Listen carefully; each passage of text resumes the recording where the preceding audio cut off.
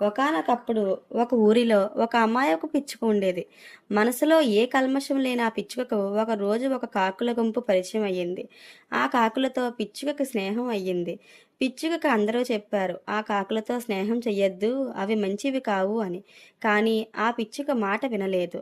ఒకరోజు కాకుల గుంపు ఎటో వెళ్తూ పిచ్చుకను కూడా తోడు రమ్మన్నాయి.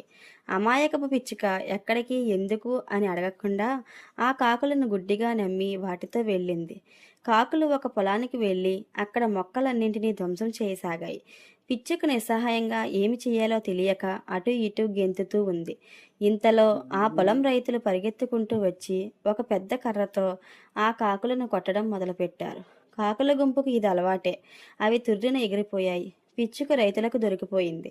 బాబోయ్ బాబోయ్, నా తప్పేమీ లేదు, నేను అమాయకురాలిని, నేనేమీ చేయలేదు, నన్ను వదిలేయండి అని పిచ్చుక ప్రాధేయపడింది. కానీ పంట నాశనమైన రైతులు కోపం మీద ఉన్నారు. పిచ్చుక మాట నమ్మలేదు కదా, దానివైపు అసహ్యంగా చూసి మరో 2 దెబ్బలు వేశారు.